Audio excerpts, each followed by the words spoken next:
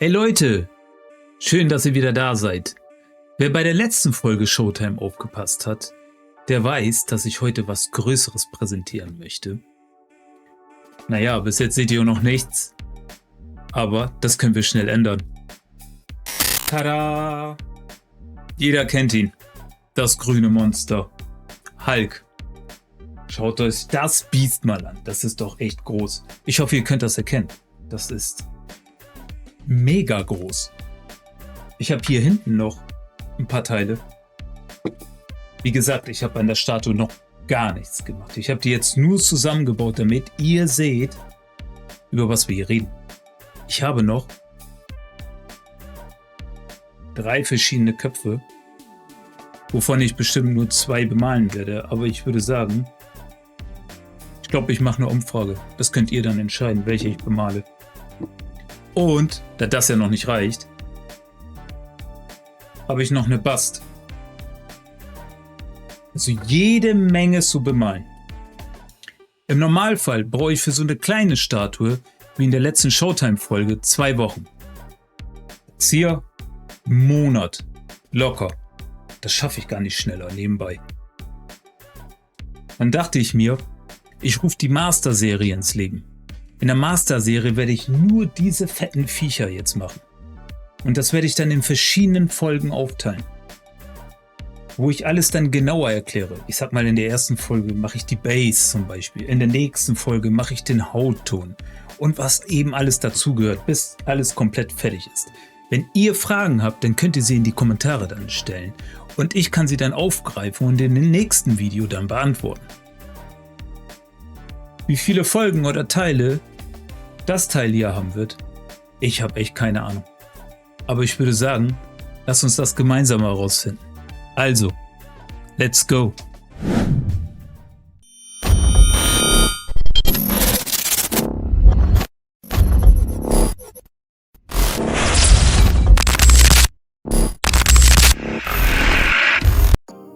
So, heute wird es ein bisschen technisch. In dem letzten Teil von letzter Woche habe ich euch schon meine Cheatobox-Einstellungen gezeigt. Falls ihr es noch nicht gesehen habt, ich verlinke euch das hier. Ansonsten werde ich anhand vom Hulk euch heute mal zeigen, wie man den Hulk da drauf positioniert und auf was man achten sollte.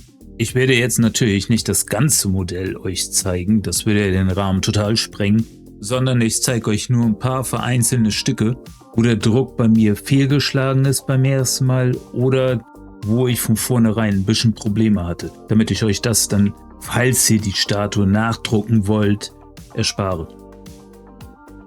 So, wir fangen mal mit dem Torso an.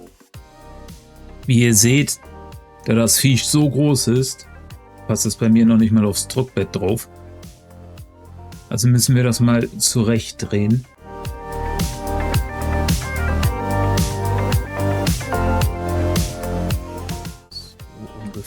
Ja, fast haben wir es. Also überall da, wo rot ist, dann steht er drüber.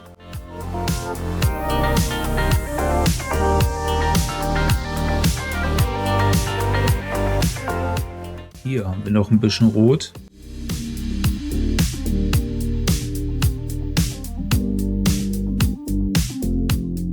So, jetzt passt er.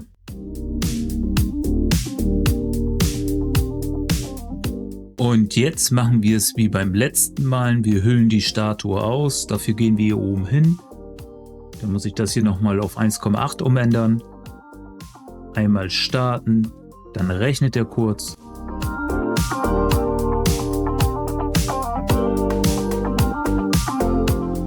Als nächsten Schritt kommen Löcher. Und wenn ich ein großes Modell habe, wie dieses hier, dann mache ich mir schon vorher Gedanken, wie ich was machen möchte. In diesem Fall möchte ich zum Beispiel Magnete einsetzen, damit man später dann die Statue einfach auseinanderbauen kann. Oder gegebenenfalls, wie die Köpfe zum Beispiel, die auswechseln kann. Wenn man das natürlich festklebt, kann man es dann später nicht mehr machen, also mit Magneten. Und dann sollte man sich natürlich auch darüber Gedanken machen, wie groß die Magnete sind. Wir brauchen jetzt hier nicht anfangen mit 6,5 mm, das seht ihr ja selber, das würde den Arm gar nicht richtig halten. Ich habe verschiedene Größen an Magnete. In den meisten Fällen benutze ich so 1 cm. Das verwende ich hier auch. Aber beim Hulk ist so viel Platz, da habe ich einfach pro Arm 2 Löcher reingemacht. Das ist einfach besser, als mittig einzusetzen. Dann geht man auf alle Fälle sicher, dass diese Klopperarme auch richtig halten. Das Ganze machen wir beim anderen Arm auch. Hier unten, ich besitze ja Magnete, die 2 cm im Durchmesser sind. Also habe ich mich dafür entschieden, größeren Magneten einzusetzen, habe ein 2 cm Loch reingemacht. Auf was ihr achten müsst, oder beziehungsweise wie ich das immer mache. Wenn ihr darauf geachtet habt, das Loch, was ich im Modell einsetze, ist immer ein Ticken größer als den Durchmesser von dem Magneten, den ich einsetzen möchte. Ein Beispiel. Ihr habt 1 cm Magnete. Im Normalfall würdet ihr 1 cm Loch reinmachen, also 10,0. Ich mache aber das Loch immer einen Ticken größer. In diesem Fall werden das 10,50. Also einen halben Millimeter größer als der Durchmesser vom Magnet. Weil wenn ihr euch entscheidet, das Loch genauso groß zu machen, nur wie der Magnet im Durchmesser ist, dann müsst ihr das Loch später nachbohren und es einen Ticken vergrößern, damit der Magnet da reinpasst. Wenn ihr meine Variante nimmt, dann braucht ihr dann nicht mehr bohren. Der Magnet passt so da rein. Ihr spart euch somit einen Arbeitsschritt und das ist immer sehr wichtig, weil sowas spart dann Zeit am Ende des Tages. Nebenbei konntet ihr jetzt auch sehen, dass ich am unteren Part auch einmal drumherum noch kleine Löcher reingemacht habe. Diesen Part sieht man später nicht im Modell. Der hakt ja dann in die Hose rein. Allgemein ist das so ein Thema Löcher. Umso mehr Löcher ihr habt, umso einfacher ist es, das Modell später auszuwaschen. Ein typisches Beispiel ist ein Kopf. Bei den meisten Köpfen kann man immer nur ein Loch reinmachen. Und zwar auf der Unterseite des Kopfes. Und die meisten Modelle, die sind ja auch klein. Und wenn ihr in so einem kleinen Modellstück nur ein Loch drinne habt, dann ist das extremst schwer, das auszuwaschen. Beziehungsweise, dass die Flüssigkeit da rauskommt. So, soweit ist jetzt alles fertig. Das Einzige, was wir jetzt noch machen müssen, sind die Druckstützen oder die Supports, könnt ihr nennen, wie ihr wollt. Bei den Supports ist das so, da habe ich immer meine Grundeinstellung. Wie im letzten Video schon erwähnt, das verändere ich fast nie. In diesem Fall hier auch nicht. Ich gehe drauf und drücke auf automatisch ausfüllen.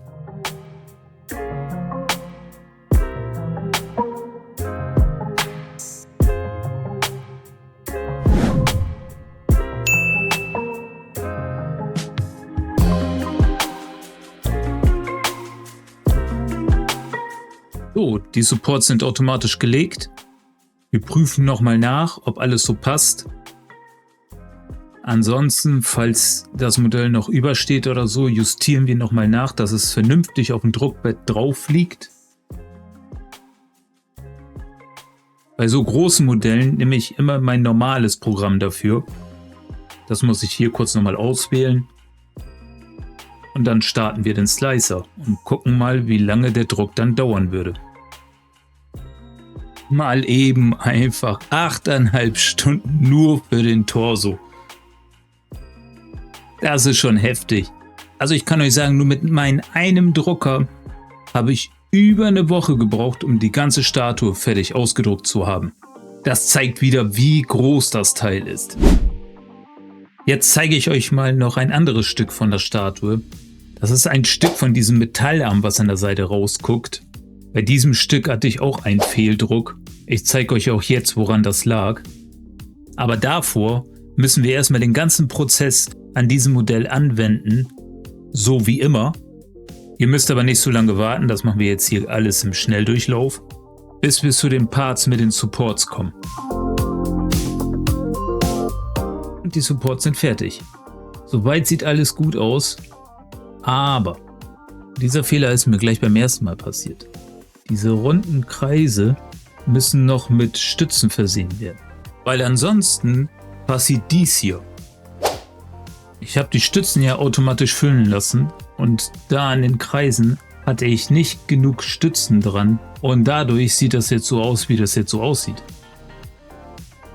Genau das gleiche Problem ist auch am unteren Teil aufgetaucht. Ich habe zu Anfang gedacht, kann das nochmal gerade biegen, modelliere das nochmal neu.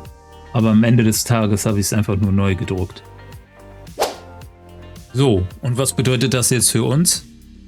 Das bedeutet in unserem Fall, dass wir hier noch ein paar Stützen reinmachen müssen. Das geht bei Shitobox ziemlich einfach. Das habe ich euch beim letzten Video nicht gezeigt.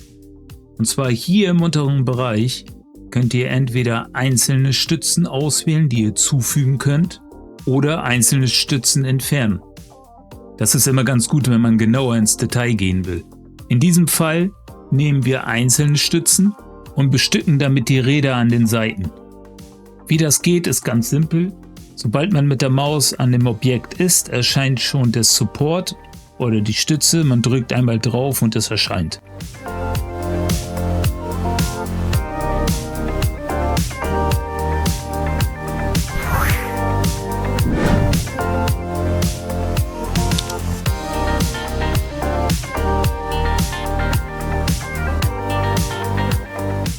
Nachdem wir das gemacht haben, dann einmal auf Sliden drücken und schon können wir dieses Modell auch drucken. Zu guter Letzt zeige ich euch noch die 4 Köpfe und gebe euch den einen oder anderen Trick, wie ihr die Stützen bei den Köpfen am besten positioniert. So, hier seht ihr die Köpfe in Reihe und Glied. Was ihr bei denen beachten müsst, beziehungsweise es ist nicht nur bei den Köpfen so, sondern allgemein bei allen Stücken, die man drucken möchte. Die Position der Supports. Was ich immer versuche bei Modellen, wenn ich sie positioniere, mir schon zu überlegen, wo die Stützen hinkommen. Am vorteilhaftesten ist, wenn die Stützen oder die Supports dort sind, wo man es später nicht sieht. Dann habt ihr auch weniger Arbeit später bei der Vorbereitung. Das heißt, bei einem Kopf zum Beispiel wäre es sinnvoll, wenn die Stützen auf der Unterseite davon sind. Also in dem Bereich, wo wir auch den Magneten einsetzen. Ganz wichtig ist, dass die Stützen nicht im Gesicht sind. Obwohl bei so einem offenen Mund sind immer welche da drin. Das ist aber nicht so schlimm. Aber wir wollen vermeiden, dass hier im Gesicht Supports sind.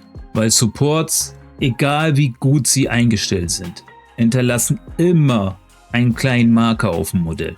Was bedeutet das für den Kopf? Wir drehen ihn, weil die Supports ja von unten nach oben kommen hier und drehen ihn nach oben. Ich kann euch immer nur den Tipp geben, Modelle schräg zu positionieren. Man muss es nicht, aber es ist vorteilhaft, wenn man es macht, da so das Resin besser ablaufen kann. Es hat natürlich auch andere Vorteile, wie die bessere Haftung an der Druckplatte.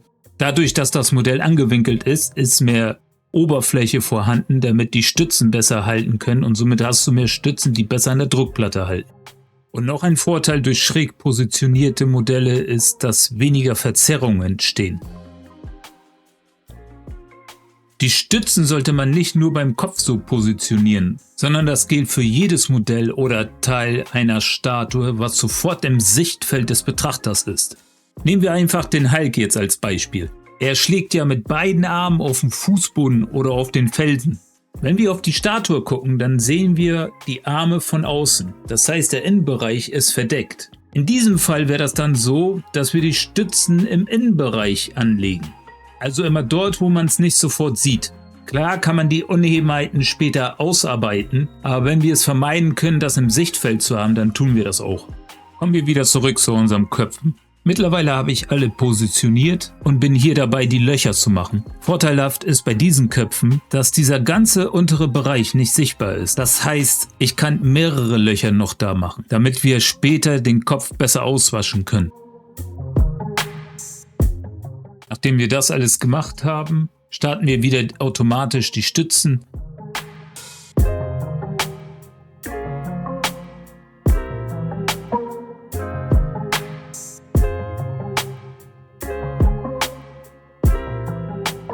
Und dann können wir auch hier sehen, wie ich beschrieben habe, die Stützen sind überall unterm Hals, natürlich auch unterm Kinn, aber das kann man im Nachhinein ganz leicht wegmachen. Aber wir haben nichts im Gesicht. Also genau das, was wir haben wollten.